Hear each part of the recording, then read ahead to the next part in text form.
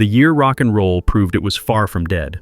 This was the year that gave us the most recognizable guitar riff in Southern rock history, the moment Queen broke through to the world stage, and a stuttering vocal that became a #1 smash hit. From glam rock's final bow to hard rock's explosive debut, these 15 tracks didn't just top the charts. They became the soundtrack of a generation. I'm your host at High Voltage Rock History, and today we're diving deep into the legendary songs that defined 1974. Let's get started. Song number 1, Sweet Home Alabama. Lynyrd Skynyrd, Sweet Home Alabama by Lynyrd Skynyrd. The most iconic Southern rock anthem ever recorded, peaking at number 8 on the Billboard Hot 100. This song was written as a response to Neil Young's songs Southern Man and Alabama, which Lynyrd Skynyrd felt unfairly criticized the entire South. But here's the twist. Despite calling out Neil Young by name in the lyrics, Ronnie Van Zant and the band were actually huge fans of his music. The supposed rivalry was mainly in song, and they later developed a friendly relationship. That unforgettable guitar riff, created by guitarist Ed King in about half an hour as a counterpart to Gary Rossington's rhythm guitar pattern. But the real magic happened the night after they wrote the song. Ed King had a dream where he saw the guitar solos, and the next day at rehearsal he played them perfectly, exactly as he dreamed them. And those backing vocals singing boo boo boo, that was the band's subtle way of saying they didn't agree with Alabama's politics, but they still loved their home. Sweet Home Alabama defined Southern rock and influenced every country rock fusion that followed. Song number 2, Killer Queen, Queen. Killer Queen by Queen. This was the breakthrough moment that changed everything for Freddie Mercury and his bandmates, reaching number 2 in the UK and number 12 on the US Billboard Hot 100, their first American hit. Written by Freddie Mercury, this song marked a reversal of his usual writing process. He wrote the lyrics before the music. The song tells the story of a high-class call girl, sophisticated and dangerous, with references to gelatine and Marie Antoinette's infamous phrase, "Let them eat cake." Mercury described it as tongue-in-cheek storytelling at its finest. The recording showcased Queen's meticulous attention to detail, 4-part vocal harmonies layered perfectly, and Brian May's multi-tracked guitar solo with that distinctive bell effect. May had just recovered from hepatitis and joined the final recording sessions to add his iconic guitar parts to the foundational tracks the rest of the band had laid down. This blend of glam rock, pop, and vaudeville styles, combined with Mercury's piano-led riff and vocal flamboyance, solidified Queen's unique sound and propelled them into international recognition. Killer Queen proved Queen wasn't just another rock band, they were something entirely different. Song number 3, You Ain't Seen Nothing Yet. BACHMAN-TURNER Overdrive. You Ain't Seen Nothing Yet by BACHMAN-TURNER Overdrive, a #1 smash hit that was never supposed to be released.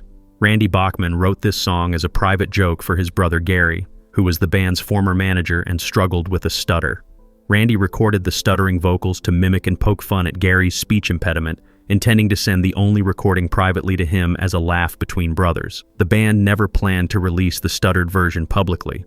They even recorded a non-stuttering version for the album. But when they presented both versions to their record company, the label rejected the straight version and insisted on including the stuttered take on the album, Not Fragile. That decision changed everything.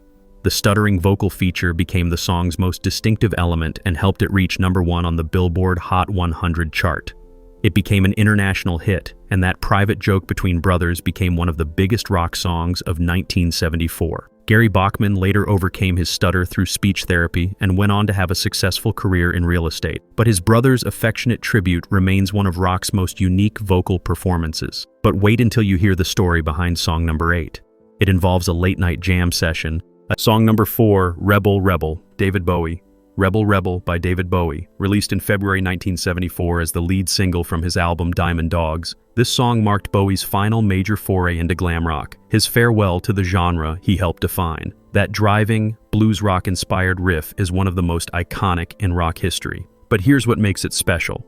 Unlike much of Bowie's earlier work, this riff was played by Bowie himself, not his longtime collaborator Mick Ronson. Built on power chords with a distinctive, slightly distorted sound, critics noted its stylistic debt to the Rolling Stones. The song peaked at number 5 in the UK and became an anthem for youth rebellion and gender fluidity. The lyrics, "You got your mother in a whirl, she's not sure if you're a boy or a girl," captured the spirit of a generation outgrowing glam's excess while still embracing its defiance. Recorded at Olympic Studios in London in January 1974, Rebel Rebel's raw energy and proto-punk quality influenced countless musicians.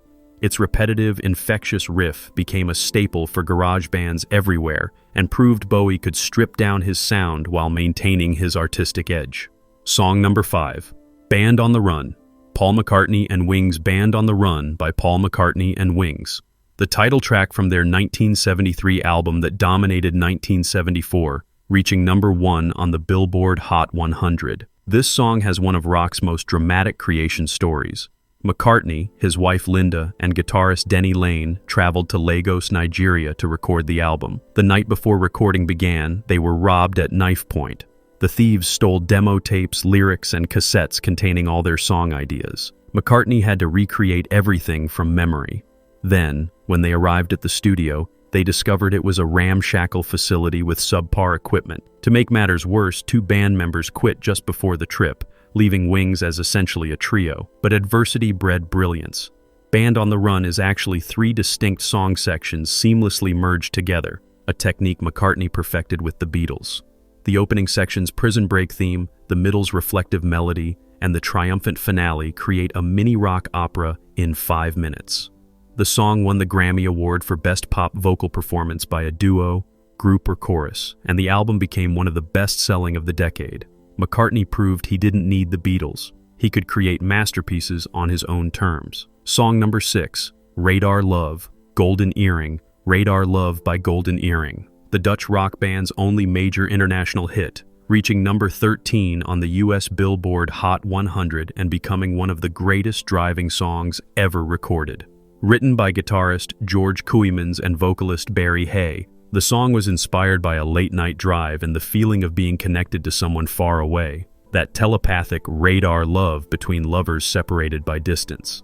That hypnotic, pulsing guitar riff and driving rhythm became the perfect soundtrack for highway cruising. The song builds gradually over its 6.5-minute album version, with Kooymans' guitar work creating an almost trance-like state that mirrors the experience of long-distance night driving. The recording featured innovative production techniques for 1973, including the use of a talkbox effect and layered guitar tracks that created a wall of sound. The radio edit shortened it to 4 minutes, but it was the full album version that became an FM radio staple. Radar Love has been covered by dozens of artists and featured in countless films and TV shows. It remains Golden Earring's signature song and proof that a band from the Netherlands could create a timeless rock anthem that transcended language and borders. Song number 7, It's Only Rock and Roll, But I Like It, The Rolling Stones. It's Only Rock and Roll, But I Like It, by the Rolling Stones. The title track from their 1974 album, reaching number 16 on the Billboard Hot 100. Mick Jagger and Keith Richards wrote this song with guitarist Ronnie Wood, who was still with the Faces at the time. The collaboration happened at Wood's home studio, where they recorded a demo that was so good, the Stones used many of its elements in the final version. This session marked the beginning of Wood's relationship with the band. He'd officially joined them the following year. The song's self-referential lyrics, "It's only rock and roll, but I like it," became an anthem for the genre itself. It was the Stones' way of addressing critics who claimed rock was dead or that the band was past its prime. The message was simple: we're still here, still rocking, and we don't need your approval. The recording featured David Bowie on backing vocals, though he went uncredited. The song's straightforward, no-frills rock approach was a deliberate choice, stripping away the experimentation of their previous albums and returning to their blues rock roots. The music video was equally memorable, filmed in a tent filled with foam, with the band performing while being engulfed by bubbles. It was one of the first concept videos and showed the Stones' willingness to embrace visual creativity alongside their music. Song number 8, Can't Get Enough. Bad Company, Can't Get Enough by Bad Company, the debut single from the supergroup's self-titled debut album, reaching number 5 on the Billboard Hot 100. Bad Company was formed by former Free vocalist Paul Rodgers and drummer Simon Kirke, along with Mott the Hoople guitarist Mick Ralphs and King Crimson bassist Boz Burrell. They were the first band signed to Led Zeppelin's Swan Song Records, with Jimmy Page personally producing their debut album. Can't Get Enough was written by Mick Ralphs and featured one of the most infectious guitar riffs of the 70s. The song's straightforward hard rock approach, no frills, no excess, just pure rock power, became the template for the band's sound. Paul Rodgers' powerful bluesy vocals combined with Ralphs' crunchy guitar work created an instant classic. The song's success established Bad Company as more than just a side project. They were a legitimate force in rock music. The album went to #1 in the US, and Can't Get Enough became their signature song. It proved that sometimes simplicity is the ultimate sophistication. A great riff, a strong vocal, and a tight rhythm section were all you needed to create rock magic. Song number 9, Sundown, Gordon Lightfoot. Sundown by Gordon Lightfoot. The Canadian folk rock legend's only #1 hit on the Billboard Hot 100 and one of 1974's most haunting songs. Written during a tumultuous period in Lightfoot's personal life, Sundown was inspired by his relationship with Kathy Smith, who would later gain infamy in connection with John Belushi's death. The song's lyrics reflect Lightfoot's jealousy and insecurity. I can see her lying back in her satin dress in a room where you do what? Full narration script. 15 legendary rock songs from 1974 that defined a generation. Song number 13, Rock and Roll, Hoochie Coo, Rick Derringer. Rock and Roll, Hoochie Coo by Rick Derringer. An electrifying guitar-driven anthem that became a staple of classic rock radio. Originally written for Johnny Winter, Derringer's solo version is the definitive take, featuring a blistering guitar solo and infectious energy. The song peaked at number 23 on the Billboard Hot 100 and became Derringer's signature tune. Its party-ready vibe and unforgettable chorus, Rock and Roll, Hoochie Coo, Lawdy Mama, Light My Fuse, make it a perennial favorite at bars, parties, and live shows. Song number 14, Takin' Care of Business, BACHMAN-TURNER OVERDRIVE. Takin' Care of Business by BACHMAN-TURNER OVERDRIVE. The ultimate working man's anthem. Randy Bachman came up with the riff while tuning his guitar during a live show. The lyrics celebrate blue-collar life and the satisfaction of getting the job done. The song's catchy chorus and driving beat made it a huge hit, reaching number 12 on the Billboard Hot 100. Fun fact, the piano part was played by Norman Durkee, a pizza delivery guy who happened to be at the studio and was recruited on the spot. Takin' Care of Business remains one of the most played songs on classic rock radio and a go-to soundtrack for anyone who's ever clocked in for a hard day's work. Song number 15, Seasons in the Sun, Terry Jacks. Seasons in the Sun by Terry Jacks. The most unlikely #1 hit of 1974, a song about death that sold over 14 million copies worldwide. This song has a fascinating history. It's an English adaptation of a 1961 Belgian song called Le Moribond by Jacques Brel, which tells the story of a dying man saying goodbye to his loved ones. Rod McEwen first translated it in 1963, but it was Terry Jacks who made it a global phenomenon. Jacks originally produced the song for the Beach Boys in 1973, but they abandoned the project. So he recorded